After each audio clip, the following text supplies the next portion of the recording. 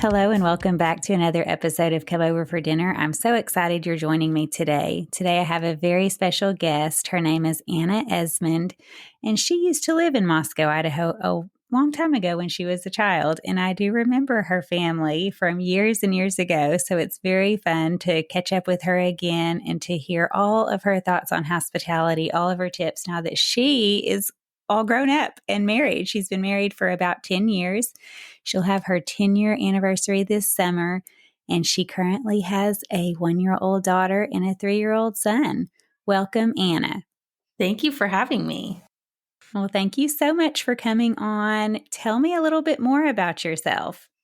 So I'm a mom and I work part-time as a teacher at Spokane Classical School here in Spokane, Washington. I'm a homemaker. I don't know what there is to say, really. That's lots. That's a full-time job. It is. Combine all those things. Wow. You may work more than full-time.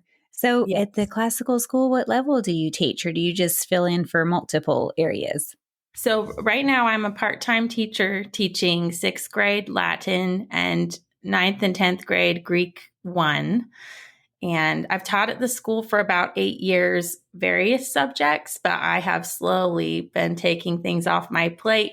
And then this is actually my last spring teaching before I take the next year off. With 2 very busy children, it's probably a bit too overwhelming to keep teaching when you have 2 tiny ones at home. Yes. And the running joke is that you have 2 toddlers at home and then you go and you're around children that are also very needy. And so there's only so much you can spread yourself. Yeah, you're a bit exhausted. I remember I've worked at my kids' school for years and years and years, and it's really going to be strange. Next year, my youngest graduates high school. So I'm really not really going to know what to do with myself. But I do remember years ago thinking, I'm at school all day long. You know, you pour in all your energy into, like you're saying, just kids who need you to answer questions and, show them how to redo a problem. And you're just on all day long. And then you come home and you still have to keep going. Like, this is a really hard job, mostly because it's kids all day long. Come home, there's 5 kids still, homework, dinner, all the things. Like, yeah, it's kind of exhausting. I think that's why we have children when we're young. Now that I'm older, I'm like, how did I do it? People have said that. How did you do it? How did you have enough energy? Like, well, God gives us the grace we need, but also the energy when we're younger. Because as I'm getting older, my energy levels are definitely dropping a bit. Well, I have even found people have asked how I've juggled it, and it is a blur. The first 2 years of the kids' lives have been a blur. But we were really blessed. My husband during COVID was able to work from home, and that's what allowed me to kind of keep my foot in the door with teaching. And then, but it gets to be too much. So. Well, it's something you can always step back into. When the children are older, when they're in school, you can always step back into it. And it's really fun to be where they are. That's why I enjoyed teaching at their school so much, or working at their school. I kind of did all the different jobs from teacher to, at first I was just volunteering, playground monitor and lunchroom help and teach, and worked in the office. I kind of did everything, but it was really fun to be where they were every day, see who their friends were, sit and eat lunch with them, hear the 7th grade boy jokes every day. It was great. Mm-hmm. Even though it was tiring, I don't think I realized how much it was at the time. Until I look back. Like you say, it was a bit of a blur, but very fun. We were just constantly busy. And the other thing I remember is carrying, at some point we were all making, with 6 of us going to school every day, 5 kids and me, we were making individual lunches for a while. And then I thought, what in the world are we doing? We just started carrying a cooler bag. A Sam's Club cooler bag. We would just meet up in the lunchroom and make our little picnic lunch. It was pretty funny. But anyway, back to Come Over for Dinner. Speaking of, I'm Bess Hawthorne. I've got to write myself a little script or something because I never introduce myself. I introduce my guest, never myself. I don't know why. It's just a thing. just, I feel like I know who I am and you know who I am, but nobody knows who I am. So, or some people don't know who I am. So I'm Bess Hawthorne, and Anna and I are going to talk a little bit about hospitality and what it looks like with very young children, just different takes on it. I feel like with this topic, there are so many good ways you can do it. It's not all black and white. It's kind of the apples and oranges type thing. It's not a right way or a wrong way. And hopefully some of her tips can be used in your life and in your circumstances and with your personality. Maybe you also have young children at home. So we're going to jump in and hear one of her favorite menus that she might choose to serve when she's having a family over for dinner. One of my favorite meals that we've served recently a few times for guests is pasta alla vodka with homemade pasta noodles. And I use Adele's sausage as the meat, which you can get at Costco, but I think you can also get it at Walmart, maybe. And that's been a fun one because it's been one I've learned from another lady in my community who teaches with me. And I got really excited by the pasta grannies. I think Rachel and Becca on their podcast, What Have You, brought up pasta grannies a while back. And any recommendation from anything they say, I love to chase down. And so I found the Pasta Grannies cookbook, but ran into problems with the European flour versus what we have here. And my friend at work was raised over in Europe in the Czech Republic, and she came over and showed me how to make homemade pasta noodles from scratch in a not too intimidating way. And it's just been fun to kind of dabble in creativity with that dinner. And what's great about it is you don't have to make homemade pasta noodles. You can just grab pasta from a box, and the sauce is so quick. That's a great tip. And it's really fun that you learned from your friend who used to live in Europe. So she Americanized the recipe for you, like she took American flour and made the ratios correct? Yes. So she's one of those people who she doesn't have to measure, she can kind of throw it together and knows the feel of the dough, which I aspire to be that. I got out my kitchen scale and just please do it here with me. And we can write down some of the ratios. And so, and she's so frugal and so thoughtful in the way that she cooks and makes, and just so many tips just in the moment. I can't even remember, but it was wonderful. Did she come up with a recipe, or did you write down a recipe from her that we could share? I wrote down the pasta recipe, the ratio, so I can share that. And the vodka sauce recipe came from I think he has an Instagram. He's a pasta guy. I know his first name is Matteo, but I almost said Garganelli, which is a pasta, some kind of strange last name. But he's into sharing homemade pasta on Instagram, and I found his vodka sauce recipe, and it was good. And it was delicious. How do you make homemade pasta with two toddlers running around? Do you do this during nap time, or do you do it with their help? Well, I have done it both ways. If you want their help, it's going to be a very messy, fun thing. And it may take twice as long. I do it during nap time when guests are coming over, so that I can really focus and not, with little kids, you get distracted, you're helping them, and then suddenly the recipe tastes a little funky, or you've done something wrong.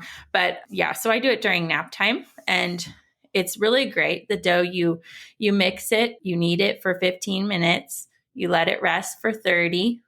So you can kind of clean up the house, the kitchen. And then after 30 minutes, you roll it into these sheets using just a rolling pin. And then you let it dry in these sheets until it gets a leathery texture. And then you cut it and let it dry more. So it's a lot of hurry up and wait, like a British baking show where they're sipping tea while their things are in the oven. It feels kind of like that. Once you've done it a couple of times, it is not a rush or a big stress. That reminds me of bread baking. You feel like, oh, it's going to take hours, but your hands on time really isn't very intense. It's just that you need to be there because once it's had time to rise, you need to do the next step, but you have lots of time in between. So that does Mm-hmm. make it very doable with small children. Mm-hmm. And you can make pasta more complicated if you like, with the shapes and, messing around with the ratio. But for the season I'm in, the way that my friend showed me, it's just very simple. And I love that. Do you have a pasta roller or do you use a rolling pin? So my husband got really excited when I was showing an interest in pasta grannies, and he got me a roller. And so we have used that sometimes. But the rolling pin is really all you need to get the effect you would like. And my friend always told me, as long as you're rolling, she talked about a star formation. You roll away, you roll back, and then you roll away, you roll back. You that'll make it even all around, so that you're not putting too much on one side and messing up the dough's orientation. But the dough can just be done with a rolling pin. Nice. Yeah. What would you serve with this menu besides the pasta, or pasta and noodles are the same thing? Besides the pasta and the sauce. Well, you want something light with pasta, so salad is great. And then garlic bread is kind of fun flavor to go with it. It just makes it a carb-heavy meal. What dessert do you normally serve? Okay, I always have the Ghirardelli brownie mix from Costco because that's easy. And as I know it's in my pantry, that with ice cream is really good. And then I do have a fun dessert that I love sharing with people, which is biscotti. And that can be really fun just paired with after dinner coffee or with ice cream. And people are always kind of excited to eat that. Adults are excited to eat that, I found. So I have not made biscotti in years. I'm excited to try your recipes. yes. That's perfect for coffee. And especially if you have a heavier dinner, like the pasta, the sausage, all that.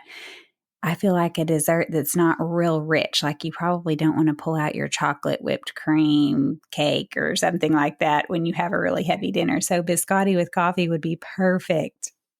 And it keeps in the freezer, so you can make it way ahead of time and just pull it out. I love those kind of desserts. Yeah. Just instant. An instant food. You just pull it out, you're ready to go. It's one thing off the list when you're having company over. I love the stuff you can make ahead of time. Yes. You mentioned to me earlier a husband favorite. So you might serve the pasta alla vodka. What else might you serve? Yes. So my husband has latched on to any family favorites. If he loves it, he will take over in the kitchen and make it. And so I was going to share it, but then I thought, well, I actually don't do the cooking on this one anymore because he has loved it so much. He's taken over. But paella is his favorite. That's a fun one. He loves babying it and over the stove with the rice and the onions and the tomatoes breaking down. And he has a special, I may be saying this one wrong, chorizo. Uh-huh. He has a special chorizo he orders from Amazon specifically for this recipe.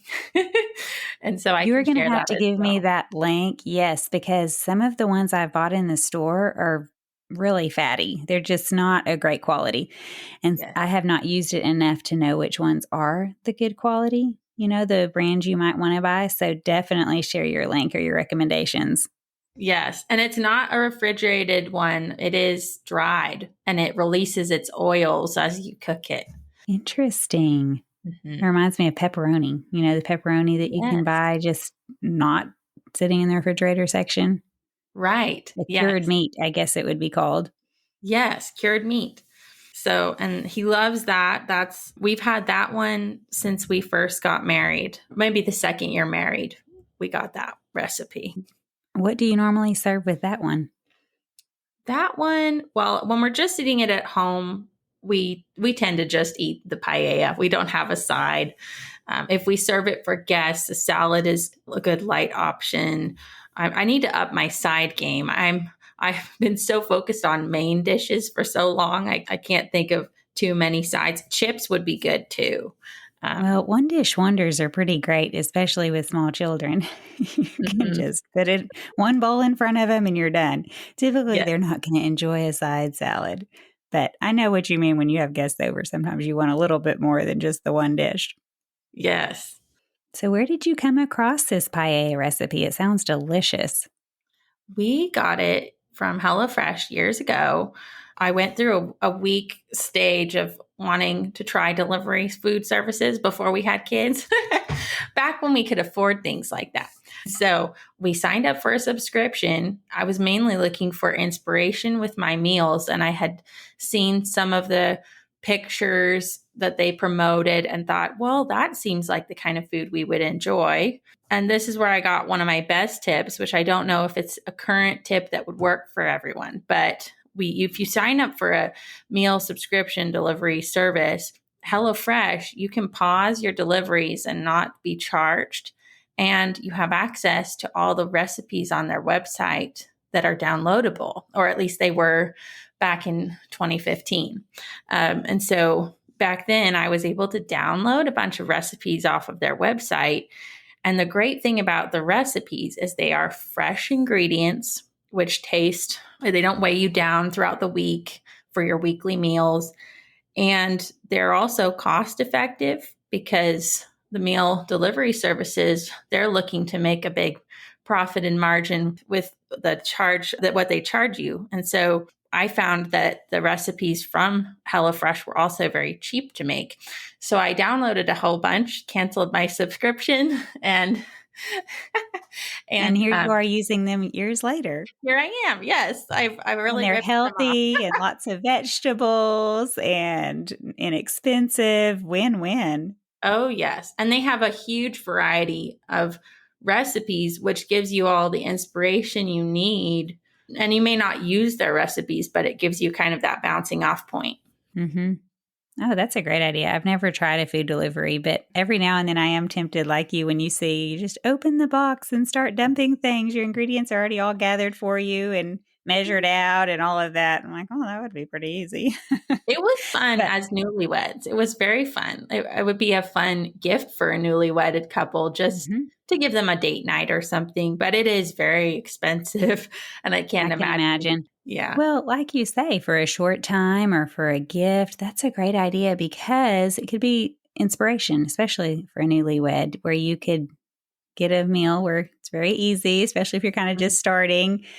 And you have all the, I didn't realize it was a recipe site as well. You have all that inspiration to build your own collection and get going on your own. So, yeah, I would Yeah, the think, listeners can check that out. It may be that they have found that workaround now. I haven't visited the site in years, so hopefully they still have that workaround. I would think most people, the majority of people would kind of jump in and out of something like that. Surely most people are not on a recipe. What is it called? A recipe delivery service or whatever it's called all the time. That would Right. drive me crazy not being able to pick my own things at some point, just being able to plan my own menus. But it Yes.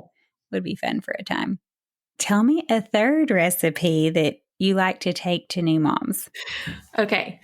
The Joanna Gaines chicken gyros from her third cookbook, her Magnolia Table cookbook, are great because they are fresh. I found that we do a meal train at our church, and that's not something people usually bring. And it's a nice break from the casseroles and the soups. And what I love about it is I've brought this meal actually I think 3 times in the last couple of weeks to people. You can kind of cater it to their needs. You can give the ingredients in individual packages so that their children can pick and choose what they would like to eat. She's got a great tzatziki sauce recipe in there. And she does have a homemade pita bread recipe. I think that's what it's called, pita bread. But it is also easier to just buy that at the store. And it just seems to work well with picky eaters and giving moms that kind of fresh, uplifting flavor that you can kind of miss sometimes in the newborn phase. Yeah, people have enjoyed it. I've heard other people recommend the Magnolia cookbooks, that she is a really great cook, and just all around the recipes are great for home cooking and for sharing with others.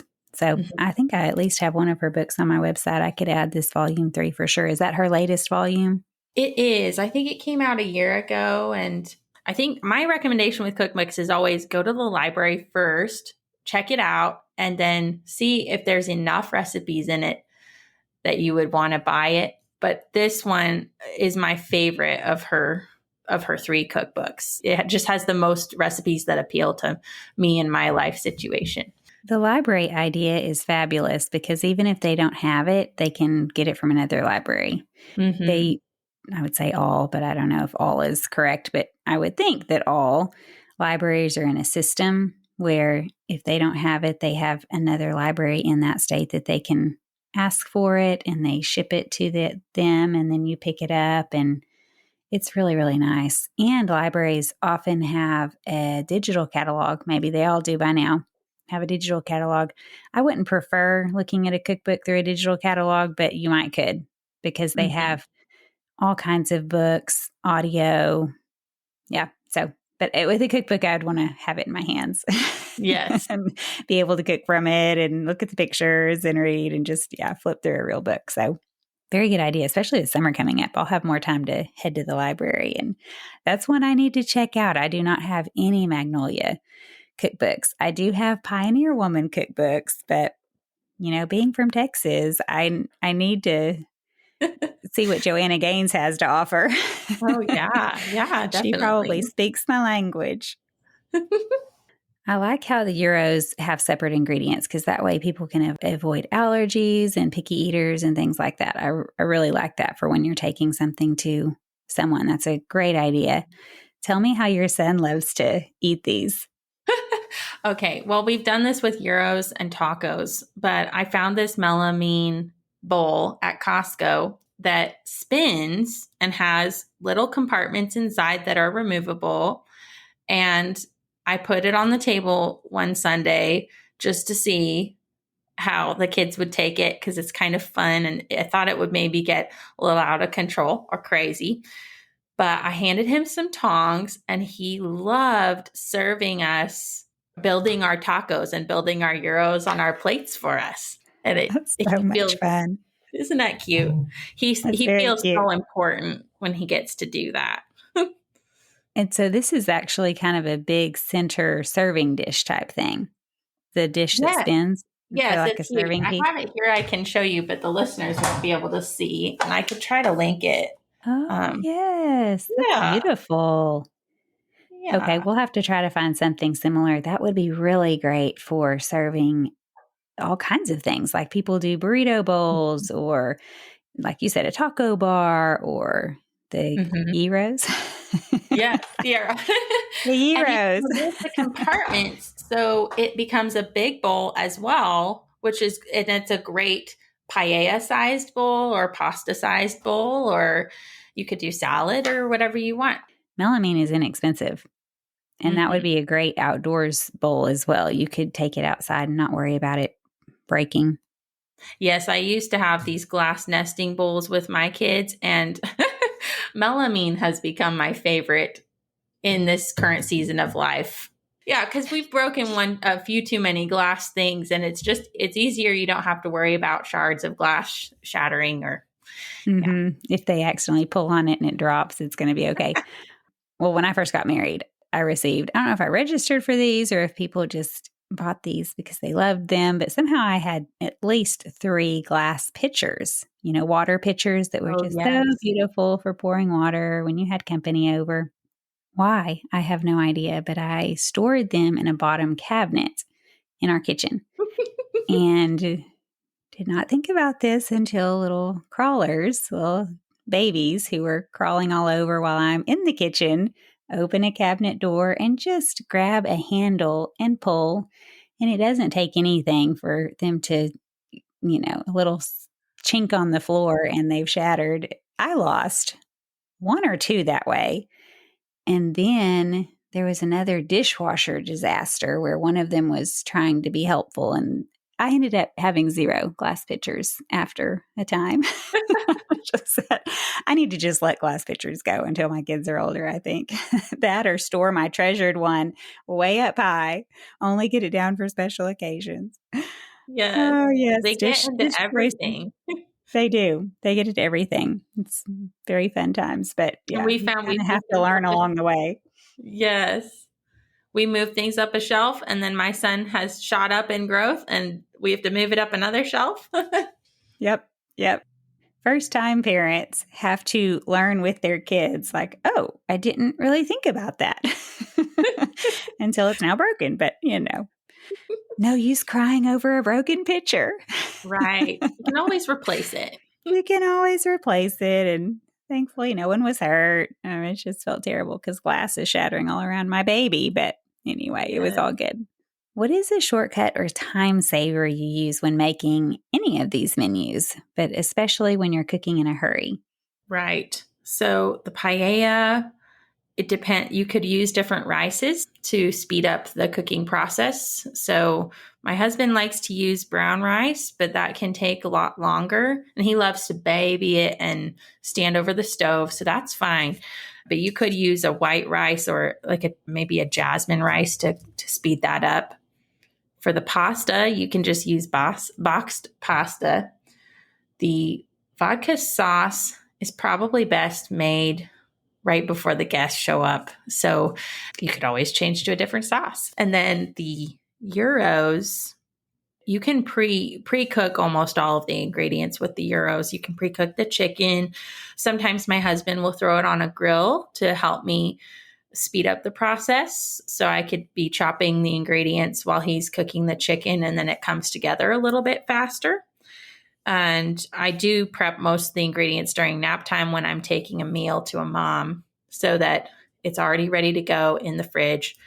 And that's the beauty of this recipe too, is it can just stay in the fridge for a couple of days. So I had a mom that I brought a meal to recently, and I kind of felt like she was going in another direction that night for dinner and had forgotten that the food was coming. So I just said, just in case, you can just stick this in your fridge. You don't have to eat it right now. It's not a hot meal, or it could be hot, but you don't have to. So that can all be done ahead of time and stuck in the fridge. That's a great idea for when you can't deliver right at dinner time as well. Mm-hmm. Most of the time, the meal trains have a note that says deliver at 5:30 or deliver at 6. If you weren't able to and you connected with that person and said, hey, can I drop it off at 2? They have dinner for any time. Right. Most menus that people recommend for new moms are hot. So this is a fun alternative. Mm-hmm. And then what about your biscotti? You did mention that already. You said that biscotti keeps in the freezer for a long time. Freezer for a long time. It keeps at room temperature for a long time. So I usually take it at Christmas time. I take the gingerbread biscotti to my coworkers at the school, and they love it. And it can sit out at room temperature all day long, and they can nibble on it between classes and take it home and nibble on it there. So it kind of keeps. What is your best prep tip? How do you find cooking inspiration, or do you have a shopping or cleaning tip? Okay, I don't want to overshare, but I have a lot. Mostly learning. Bring it on. Learning from experienced women. I'm in a learning season right now where I'm having people over is really dependent on how sick we are, how, if I'm nursing a little infant or pregnant, that all factors in. So I'm in a learning stage right now, and learning in person and learning from afar. So your podcast has been one of my main sources for tips and tricks and experience, so that when I do have more time in the next season of life, I can put a lot more into practice. It's been wonderful to hear all the different tips from all the ladies and new recipes and just overall wisdom and advice. I've really enjoyed being able to interview so many lovely, wise people. Yes, I think I mentioned my friend from the Czech Republic before. She's been a huge supporter of mine during these early years. And I think it's nice to find someone who can step into your life and be part of the mess a little bit, and also and also help pull you along. So you're not just stuck in a rut or, lacking inspiration. She's taken me elderberry picking. We've talked about going mushroom hunting. So she helped me make elderberry syrup for my kids after hearing how sick they were last winter. She's had me over for Christmas cookie making, gardening, knitting. And she just brought over a rhubarb plant a couple weeks ago. She's just so giving, so generous, so hospitable in every way. And that's the kind of, finding those people that, I'd like to be like that when I'm that age, or, like there's a long-term goal. Mm-hmm. Yes, life goals for sure. It's really wonderful to have friends like that who help you grow. You mentioned pulling me along, and there is a time for just sitting on the couch and chatting, but overall in a relationship, you do want friends who are challenging you to be better, stronger, wiser, more productive, friends that have things that they can share and vice versa. I mean, obviously you have things you can share. It's just a great friend. Before we move forward, a big thank you to the sponsors for supporting today's episode. Are you searching for hands-on activities to help your kids explore the practical side of science? Look no further than your kitchen. Inquisicook blends food science and culinary arts into an engaging program that puts delicious food on the family table. Let Inquisicook do the teaching with lesson videos, reliable recipes, and assessment tools that put students on track for success. Their online platform is easy to navigate and optimized for mobile, so the learning experience can move from the classroom to the kitchen without a hitch. Inquisicook turns curious students into intuitive cooks, not just recipe followers. Say goodbye to the tyranny of the ingredients list and say hello to utilizing what's in season, what's on sale, or what's in the fridge. Visit inquisicook.com to view sample lessons, then check out the recipe gallery to see just how crave-worthy science can be. Today's culture shifts like sand, but New St. Andrews College is established on Christ, the immovable rock. The college is a premier institution that forges evangelical leaders who don't fear or hate the world. Guided by God's Word, equipped with the genius of classical liberal arts and God-honoring wisdom, with a faculty dedicated to academic rigor into God's kingdom, New St. Andrews College offers an education that frees people. To find out more, visit nsa.edu. And then did you have a cleaning tip? Yes, I do. I do have a cleaning tip. Well, this is something I am learning, so I've not perfected this, but if I have the kitchen cleaned up before I start cooking, then I'm able to put in to practice the cleaning as you go method with the cooking. And if I don't have the kitchen cleaned up before I start, I tend to be a just sprawl everywhere, too many Cannot dishes. find a clean surface. I've Yes. actually had, I guess I should say, a dream. It wasn't really a nightmare, but I remember waking up in a cold sweat. And the dream I had just had was I had just taken a giant pan out of the oven, and company was there. I think company was literally there sitting on bar stools or something in my dream. I pull this pan out of the oven and I'm madly looking around for a place to set it, and all counters are just a total disaster. Full. There's nowhere to put it. And company's there. And it was That it has was really happened. funny that I would have a dream about that. But yes, I have. I know your pain. I like to start in a clean kitchen, if at all possible. Yeah. Well, I heard your podcast with the Fukushans, and I love all the guests you've been having because I remember them from growing up in Moscow, and not all of them are from Moscow, but it's been so fun hearing their voices again. But yeah, they were talking about mise en place, or I'm pronouncing that terribly, but I was like, oh, that's such a great idea, and I need to implement it. I think that's how cooking shows do it. I mean, wouldn't that be the term that they use? It's a French term, but the preparing everything, and it makes it look so simple. All that prep work did take time. And so sometimes that's why it takes a lot longer than it looks like it should on a television show, or even I found that recipe times are not always accurate. It takes me longer because I'm doing all the Yes. dicing and the chopping and all that. But if you clean everything and then also prep your ingredients, make sure they're there, you can even chop everything, have your pans out, everything's ready to go. It does make things so much more streamlined. Mm-hmm. And enjoyable. It's kind of fun, like to, I don't know, having that sense of like, okay, I don't have a mountain of dishes to get to or a bunch of stuff on the counters cluttering up my view. It's fun to have a little bit of space. And I don't have a lot of space. I'm in a 1940s house and I have no dishwasher. So getting the kitchen clean ahead of time. You need a portable dishwasher. We Have did. you heard of those where you Yes. can hook them up to your faucet?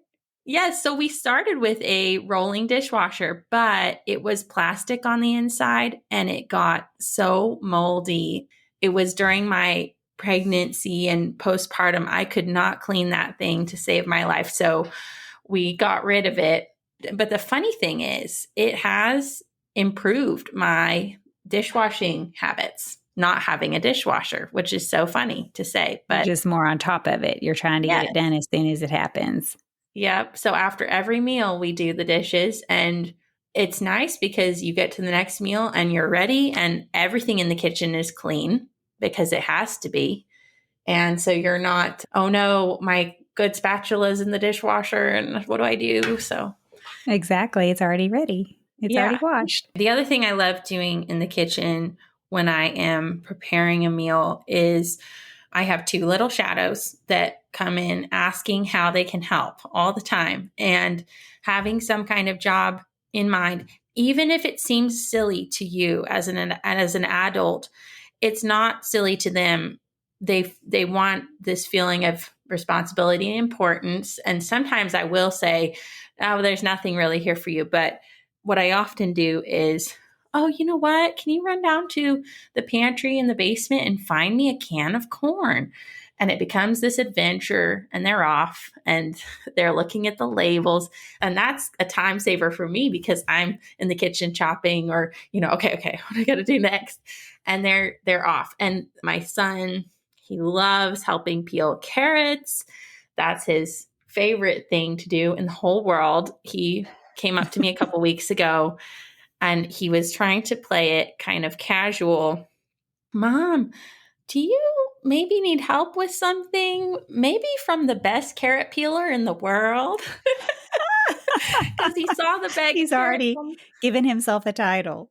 Oh, yes. Yeah. And I think I may have said something encouraging like that, like, "Wow, they're the best. You're doing the best job ever." And he just latched on to that. And now anytime he sees carrots on the counter, he's grabbing the peeler out of the drawer. He's going to peel the whole bag of carrots all That over the must be a floor. really fun peeler. We're going to have to figure out which one that is. Kid's Yes. favorite.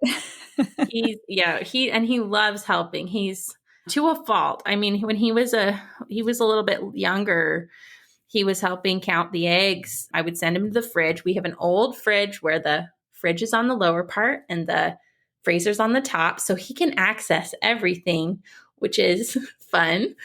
But he would count the eggs, and I said, "Oh, buddy, we only need two, 1, 2. So you got 1, 2, 3. Put one back." And he goes, "Okay." And I see him in my peripheral wind up like a baseball player and chuck the egg into the fridge, and egg went everywhere. Oh, no. But he was being a boy. Just, Yes. "Okay, we don't need it. I'll chuck it back." Honestly, eggs look like balls. I mean, why wouldn't you throw one? He had no idea. Or maybe he did. I don't know. Did he know it would crack? I think he was at that age where eggs were an amazing thing because they are hard boiled, they're soft boiled. You don't really know what texture will come out. And so I don't think he knew. He wasn't trying to be bad. No. That's Yeah. pretty great. All of a sudden you realize, oh dear, a lot of cleanup needs to happen now in the middle of my cooking. Exactly. Oh, how funny. I He was love that horrified story. too. I think he's a pretty sensitive guy. And so he saw it explode and And he he knew realized, immediately. oops, I just made a mess. So funny. That'll be a good one for him to tell later on to his own kids. And remember when he's raising his own kids. Like, I remember when I did something really bad, really Yeah. messy. That's pretty great. What is your best advice for showing warm hospitality to those coming into your home? How do you make them feel welcome? Right. So as I've been listening to your podcast, I've been thinking about this question because a lot of people have answered it. And for my season of life, studying my own family and making the home a comfortable, fun place for them has an effect on our guests when they come into the home as well. And we're also in a heavy discipline season with littles, and making sure that we're right relationally before people come in is so key, I think, to making the home a comfortable, enjoyable place. That's a very good point. And with little ones, sometimes things come up in the middle of guests being there, and it's okay to pause and go take care of that and get everybody back in fellowship. It is important, and it's not something that should be brushed over. I think sometimes parents can think, oh, well, I'll just brush over it and we'll deal with it later or something like that with little ones. And that just doesn't work. It usually spirals. Yes.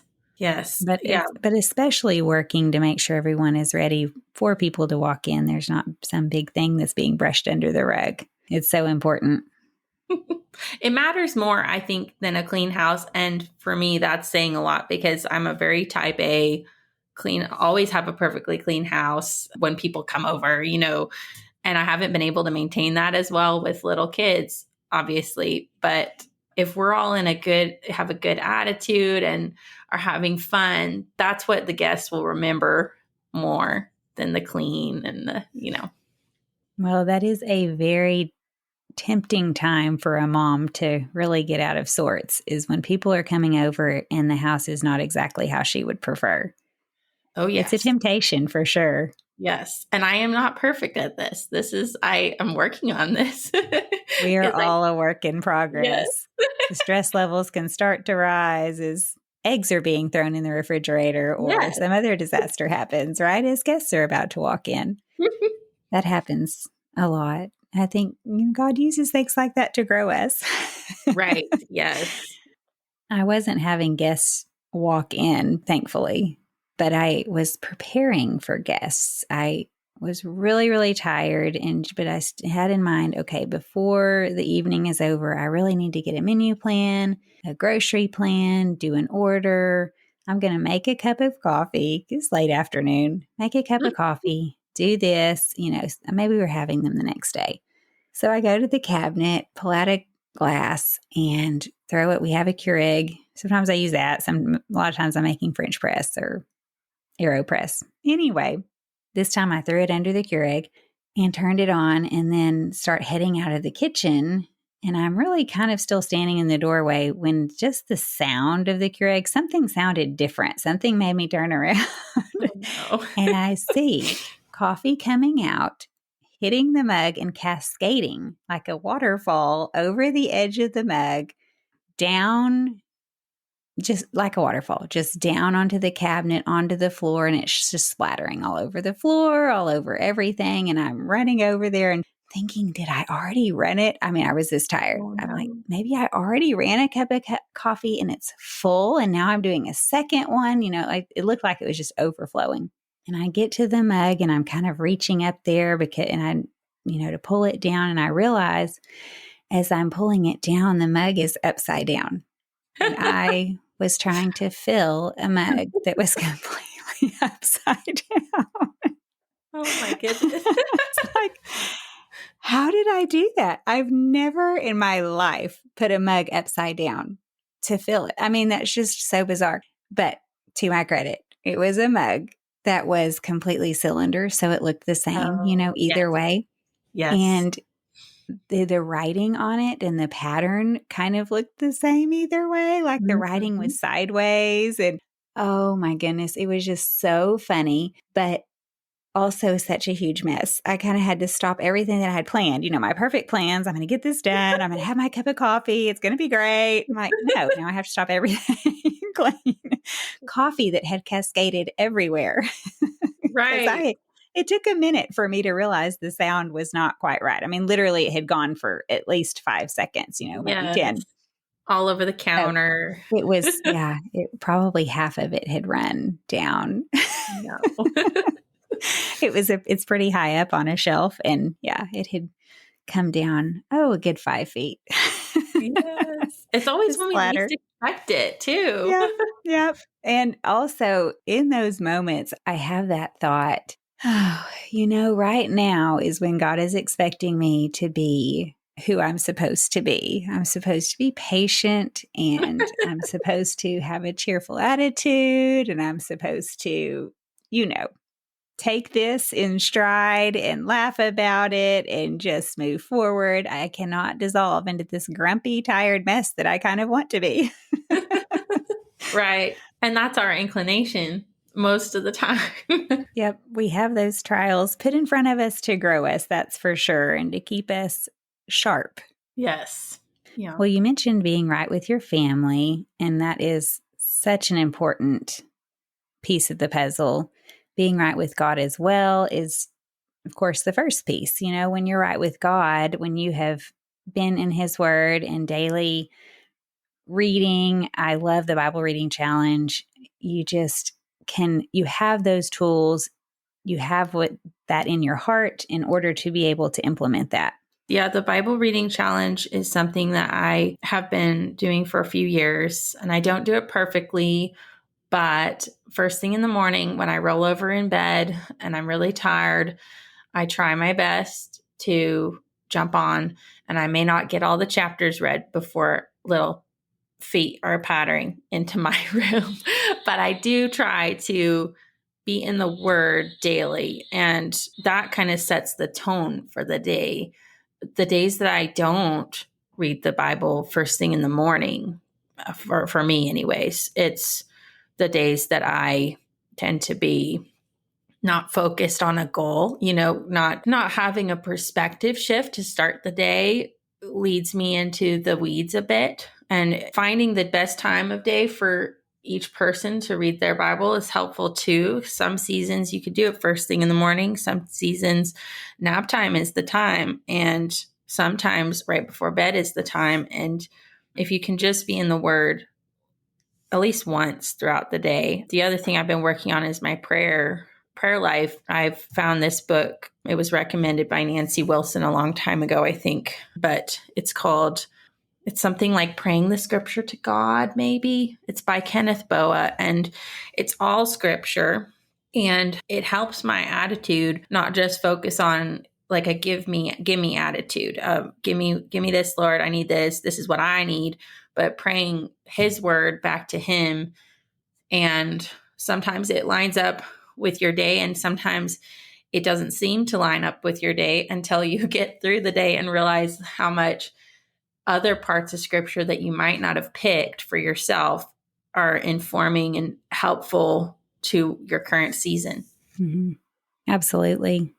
You're definitely going to come across things. Well, God speaks to us in all of scripture. And so if you cherry pick and just have a verse of the day, or you just read a book here and there, and you don't really take in all of scripture, you are missing so much richness and so much teaching and so much encouragement. I remember thinking that when we were in Isaiah, I think it was, there was something in there that exactly spoke to something I was thinking about that day or needing encouragement in that day. And I remember thinking I wouldn't have picked Isaiah for that. I would have picked Philippians or James or something, but it was so helpful and so beneficial. And one thing I've realized with doing it over years, you're right, I have not been perfect either, but because your goal is to jump in every single day and you're reading all of scripture, the plan, for those of you not familiar with the plan, there is a website. It's BibleReading.ChristKirk.com, and it tells about it. It's free. There's nothing for sale. It's just a plan that's been created for reading the entire Bible in the school year. And in the summer, there's a summer plan with the New Testament. And maybe Psalms or Proverbs is thrown in there. I can't remember. But if you do it in a year, you're going to read the New Testament twice and the Old Testament once. One thing I really love about that is because you are hearing it or reading it over and over and over and over, things come back to your memory that in times when you haven't sat down to memorize that verse or that story, but because it's come into your mind and heart over and over and over, times when you need it, all of a sudden it's right there in your brain. And you can say it to your children or to your own self when you need to tell yourself, okay, self, straighten up or whatever, you need that encouragement. It's all of a sudden right there. One of the things their website says, if you fall behind, jump back in. If you missed breakfast and lunch, you don't have to eat them before you can eat dinner. Eat with us now. Always start with today's reading. The plan includes catch-up days because we understand real life. So there are built-in catch-up days if you want to go back and, do a day that you missed.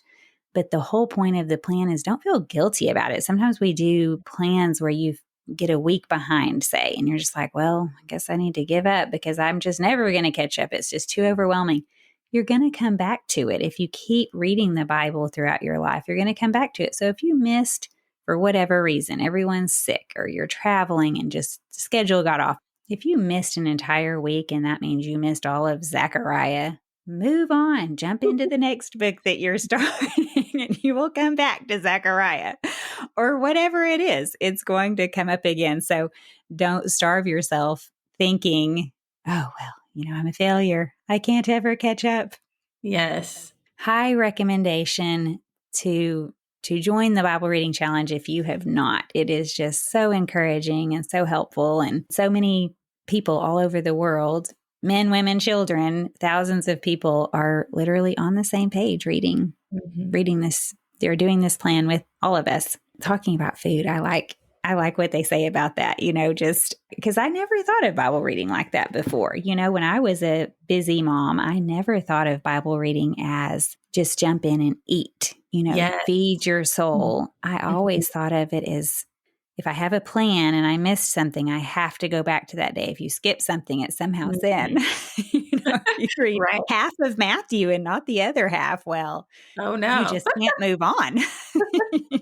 Well, and that's our desire for perfectionism too. I have noticed this that just I'm in that stage of letting go of so many things because my children are filling up so many of the things, and the perfectionism piece for me has been huge to recognize and also let go of as, I can't have a perfectly clean home all the time and I can't control everybody and I can't, and yes, the Bible as well is this is not the time for me to be doing a deep dive Greek word study on the book of, whatever Bible reading you are in. I don't have that kind of time, but I do have the time to just sit and, like you said, eat. Mm-hmm. How do you get your children involved when company's coming over and they're your little shadows? I love that term, shadow 1 and shadow 2. It made me think of Dr. Seuss, should have a little patch, shadow 1 and shadow 2 instead of thing 1 and thing 2. How do they help you? How do you make them want to be a part of the team? Yes. Well, my husband's been he's such a great dad, and he's really, I think, responsible for a lot of the flavor of our home. And he's introduced music a lot. He's a music guy. He plays the piano at church. He loves music. So he's brought in music to our lives, and I've been kind of honing that, paying attention to that. And so my sister-in-law recommended this Slugs and Bugs Sing the Bible CD, which is word for word scripture, but in song form. And it's really fun and upbeat. And it kind of gives the kids something to dance around the kitchen to, or just enjoy. They love helping me set the table. And sometimes they'll put too many things on the table. They love ranch dressing, and that makes an appearance on the table often, whether I would like it to or not. And so then I'll kind of have to sneak. I remember those days. Yeah. But they love, my daughter is just getting to the age where you tell her to get a spoon and she'll think about it, and she'll go to the utensil drawer and she'll try to compare them, and then she will end up finding a spoon, or sometimes she'll grab a fork and we'll kind of help her. But giving them little jobs, just even it might be a challenge for them, but are fun, is really great. Yes. So the singing is great. The music is great. Going a step beyond chores, trying to think of things that might make the environment more fun. A surprise tablecloth one night, or candles have been very exciting and dangerous. My son loves firefighters, and so fire is a big fascination right now. And just getting them involved with inviting guests in. My son really loves giving guests a tour of our whole house and sharing everything. Do you like him giving guest tours of your entire home? Here's this closet that my mom still needs to spring clean, and then here's this bedroom that didn't quite get the full treatment. It's funny. I would normally be embarrassed, but he's so proud of our little house. It's so sweet. And you kind of get out of the embarrassment when you see just that they are stepping into hospitality in a way that you might not be able to, where you don't want to show off the messy craft closet, but that is like a huge source of pleasure and fun in life for him. And so we try to keep him out of the nooks and crannies as much as possible, but we really encourage him to show off his toy. Go ahead, share your toys with them. And he just is so badly wanting people to join in. That's his big thing, is just jump in. He's already so hospitable. I love that. One of the things he does with the craft cupboard when we're just at home, he'll go and open it up and say, "Help yourself," to his sister Ruth. He'll say, "Help yourself," and it's his way of just, I know where things are and I'm in charge and we can do that. He's trying to lead, just like he's trying to be a leader. It's very sweet. Yes. Well, the next thing you know, your guests will have out glue and paint and scissors and glitter. And I know it. They'll be on an entire activity and craft with him before you even can turn around and know what's happening. He does sound very hospitable. I would feel very welcome if he invited me in and showed me all the things. Oh, you'd get a grand tour. The guests often look at us like, "Are you sure? Are you sure you want us?" Because digging in your craft closet. Yes. What other things do you do to make guests feel comfortable? So we went to college in Tennessee, and our professor, Greg Wilbur, he and his wife were very hospitable and had us over all the time. And his wife, I remember her once saying that she loves when people forget where they are, forget the formality enough to put their feet up on the couch.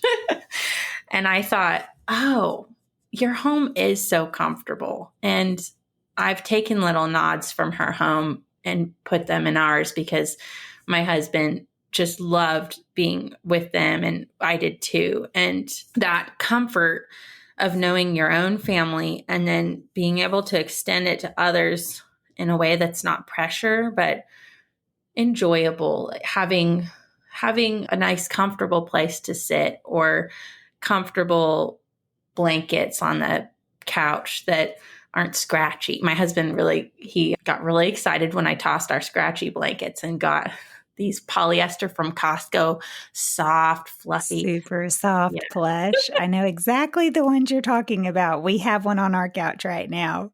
Right. Yes. And she even had in her kitchen a bird clock. Mrs. Wilbur, she had a bird clock in her kitchen that would sing different bird tunes. And I just loved that thing. And it's such a funny, quirky thing, but something about it brought the outdoors in and just made everything feel relaxed, and I don't know, just so sweet. What is your must-have kitchen item, and where can we find it? Okay, I had a hard time narrowing this down because different members of my family would pick different things in the kitchen as their must-have items. So I thought I would run you through the gauntlet a little bit. So for my son, tongs are tongs and a peeler, a good peeler are top of the list. Tongs for serving others and for serving himself, and then the peeler for helping in the kitchen. And Do you I have don't think child-sized tongs or are they the adult size? I do have a smaller pair that came with my Instant Pot that is a little bit more, a little shorter. But he also insists on using the big size because he just wants to be big, you know? So you could do any size. As long as he doesn't hear that it's more of a child size, he'll be happy. He needs to think that Right. it's grown up. He's not being treated as a child. Yes. That's very cute. And my daughter, I didn't put this on my list, but I thought of it this morning because it was breakfast time and I realized it plays a huge role in our breakfast, but the Pampered Chef, and you could get this from anywhere. It doesn't have to be Pampered Chef, but it's a powdered sugar shaker. So it has a sieve on the top for breaking Yes. up the powdered sugar. Yes. And then it just sprinkles this fine dusting of powdered sugar. And the kids think it's so, I think to them it's so fancy and so clever. And they love it. My husband makes Dutch babies on Sunday mornings. And so that has to be on the table because they're expecting it and they love to just shake their own portions and admire That's their food. very exciting. Very exciting to shake your own powdered sugar. I should have had that with my kids growing up. And what is your choice? Yes. So my choice, I tried to pick something that I love, and I don't think it's been mentioned on your podcast yet, but maybe it has. On my fridge, I have these magnetic holders for all sizes of pens. And it's kind of a metal, like a hair scrunchie. It kind of scrunches around the writing utensil, keeps it on the fridge. I don't have room in my kitchen for a junk drawer, but I find that I'm always looking for a pen or a pencil.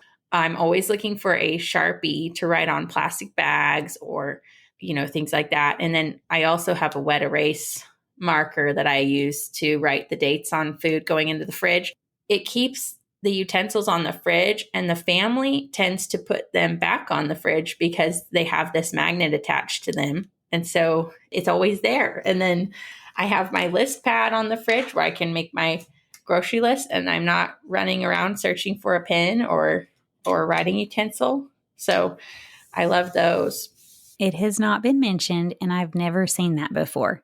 I have seen magnetic cup holders or like a magnetic cup pen holder that you can put pens and pencils in, but not one that circles around it so that as soon as somebody takes it off, it might just disappear because it's just a pen, right? But if it has something around it, I could see how that would, as soon as you're done using it, that magnet would remind you, go put it back on the refrigerator. That is Right. so interesting. Where And did you gives it find kind of an them? identity. Amazon had them. Amazon.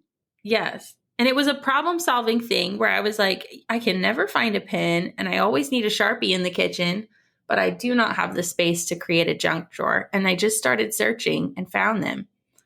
That is so interesting. And I will definitely put these on the shop page because I need to get a set. Look on comeoverfordinner.com and it will be on the shop page. There's all kinds of recommended items. And then the index will have all of her recipes. And then the recipes section has her blog post with just her specific recipes, just her entire episode. So look there for all of these recommendations. Just real quick, as a side note, you said you wrote with a wet erase marker instead of a Sharpie. Yeah. What tell me about a wet erase marker? So a wet erase marker, if you write, I write it on the top of my Tupperware, and that's where I write my dates because I have mom brain and I forget how long things have been in the fridge. But the wet erase, you write it and it goes on wet and then it dries. And then when you get it wet again, when you're washing your dishes, it comes off. And so I should have been using that for the last 20 years. I mean, I've known what wet erase markers are, but I just thought they were like dry erase markers, except for, yes, you have to wet them to get them off. But I just thought about using them on, say, a board. I never thought about using them on Tupperware containers or plastic bags or anything like that. That is Yeah. a great It does, idea. yeah, it doesn't work so well if you have too much condensation because it will obviously get the ink wet and then it'll kind of erase itself. But the fridge works out well. The freezer, I usually have to use a Sharpie on a piece of tape or something. Mm-hmm. One more item in the kitchen that's helpful that goes along with my recipe that I shared, the pasta. I have this little pasta strainer catcher and it's wider and kind of circular. It might be called a spider web pasta It looks like a strainer. spider web. Yeah. And so it catches the noodles really well off the surface of the water. I kind of find if I put it in at an angle, the pasta just kind of shoots up while it's boiling and collects in it. And it's a fast way to pull it out. And I should have mentioned earlier, but in the pasta recipe, once the pasta boils, you throw it right into the sauce. And so I just scoop it up and then toss it over. And I even scoop it fast enough to let a little pasta water catch and drip into the sauce because the pasta water loosens the sauce. So, and that's also handy for veggies but it's just a strainer, just catches things. Sounds like a good one. Do you have a funny story for us? Or a horrible story? It's funny or horror? I have Which a category do horrible you story. choose? Well, We I have the choose funny one the already. yeah, I did have the funny one I shared about Moses with the egg in the fridge. And I have what I consider a funny story, but sounds like a horrible story to share. So when we were first married, it was our second year married. We lived in Jackson Hole, Wyoming. I had got a teaching job there and we had moved from Franklin, Tennessee. We knew we wanted to head west to be near my family eventually. And this was a fun adventure year for us where I got to teach. He worked at US Bank. We had so much fun. And it was a unique place to live. We didn't experience hospitality regularly when we lived there, but we did experience wonderful hospitality. And towards the end of us living there, we were invited over by a family at church that we had not really ever talked to. We knew them by sight, and they were an older couple, and we were super excited to be invited over, and we're just, sure, we'll come over. And we were planning to move, I think, in the next week back to Spokane, Washington. And so we did not mention that to them. I don't know why, but we were just excited to go to dinner. And we showed up. It was this beautiful house overlooking the Tetons, the Grand Tetons. Have you heard of those? I have heard of them. I've never been there. Oh, it's beautiful. You should go at least once in your life. It's so beautiful. And they are so amazing. So big and majestic. You drive for miles and it doesn't seem like they're getting smaller. They're so big. So they lived a good ways out of town and they had this beautiful house, very formal dining room that overlooked the Tetons. And it was intimidating, but we were kind of taking it in stride. And this is great. We're here. So much fun. And then it became clear to us very quickly as dinner progressed that we were invited there for a reason. And we had not known that reason beforehand. They had dear. Yes, it was a lot of expectation that we did not know was put on us until the moment. And so they had invited their daughter and son-in-law to come to dinner, who did not live in Jackson Hole. And the family had a lot of tension and a lot of just things didn't feel quite right. And it took us a while to piece it together. But what we ended up finding out is we were there to be bait in convincing their children to move back to Jackson Hole. And they did not want to move back to Jackson Hole. Oh, no.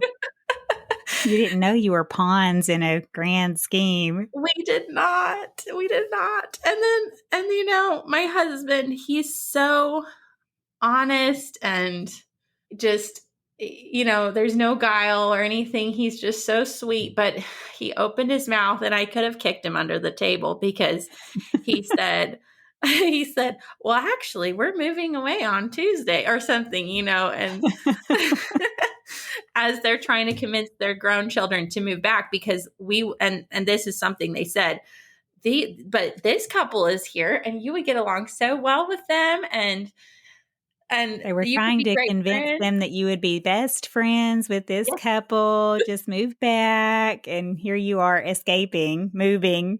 Yes. Oh, it was terrible. And then after he said that, after my husband said, well, we're actually moving, the whole mood changed. Oh, The no. Oh, it was terrible. They became very cold towards us. And As if when you had done anything. right, again, we didn't know their expectations going into it. And that was a big takeaway for me on hospitality at the time. But they went to bed early and So you're still there and they go to bed? yes. So we That finished is dessert. weird. Yes, we finished, and dessert was terrible too because the lady was talking. We were having blueberry pie, and she was talking about how much she hates when tablecloths get stained. And Oh, my my husband told me about this word. afterwards, but he dropped a blueberry on her tablecloth, and Of and she, course he did. of course, he did, and I mean, he that's just part of eating. yeah, he looked down as she was talking about stained tablecloths, and the blueberry was sitting right between his plate and the edge of the table. And he picked it up, and there It's was a really funny. stain. Okay, lots of advice here. If you're a hostess, why in the world would you start putting pressure on your guests and start talking about stains whenever they're eating? Of course they might drop something. And then to leave them and just go to bed like, well, we're done. We're going to bed. Stay up with Yes, our children and become friends. that's what they said. They said, you can play Oh, games in the living room. And strange. we did, and we had a great time. And with that couple, we probably would have been great friends if we had stayed in Jackson Hole. Did this couple ever move? Were they convinced despite y'all leaving? We have no idea. And the funniest part about it is I don't even remember our host names. That's why I can laugh about it, I think, because we met them, they were acquaintances at church and we hardly knew them. It was a big church and I don't remember their names. That is a very interesting story. Isn't it? It sounds like a movie. People think I'm exaggerating when I tell it. And my husband does not exaggerate. And he was so mortified. It was the most awkward dinner experience. Some real life stories are like that. They're so strange that they can't be made up. Like if it was in a movie, like you're saying, people wouldn't believe it. And it's like, no, this is really real life. Sometimes the real life stories are stranger than fiction. Yes. And Putting you walk expect into it without knowing Mhm. it's coming sometimes. You walk in thinking they're just inviting you to have a nice dinner and they're giving to you. No, they are expecting something from you. And that is the worst. And that's a pretty interesting position to be put in. You're having expectations placed on you that you're not even aware of. You're not even knowing that that's what the whole setup is going to be. Wow. Yeah. I mean, I had some takeaways from it and we can laugh about it because, sometimes we're all sinners and people let things rise to the surface, sometimes publicly, and that happens. And so the verse that popped into my mind was I had to go look it up because I always paraphrase it, but it's better is a dinner of herbs where love is than of fattened ox and hatred with it, of kind of if things aren't right relationally, you might pick up on it and it hopefully would never get this bad. Hopefully you would never have this kind of experience. Well, we're glad that you enjoyed the rest of your evening. Y'all were able to play games and wrap it up and have a great time despite the expectations on both of y'all. Meet, Yes, become friends, and everybody settle down right here next to us. I can see yes. that parents really do wish for that, but what an odd way to go about it. Oh, yes. Yeah. A little bit of, well, it's that we've been taught this culturally with movies and things like that matchmaking type of style where it's was like, we could orchestrate this. Yes. Don't put expectations on your guests without letting them know in advance, at least, is a good one. Right. Oh, If they had said something to you like, we really would love for you to meet our children, they're your age, and we're hoping that they would want to move here. So we're wanting to introduce them to some people their age in the church. Nothing wrong with that. But at least you would be able then to say, we would love to meet them, but we're moving. right, And then they could have their uninviting right then instead of making you feel like you're uninvited at their table. right. Well, thank you so much for joining me today. Thank you for coming on and sharing all of your stories and your tips and your recipes. I am so excited to post these as well as to try them. Yes. Thank you for having me. You're welcome. Until next time, bye for now. Be sure to check out my Patreon page. You'll find new bonus recipes posted in the last couple of weeks with more content to come. Thank you for your support.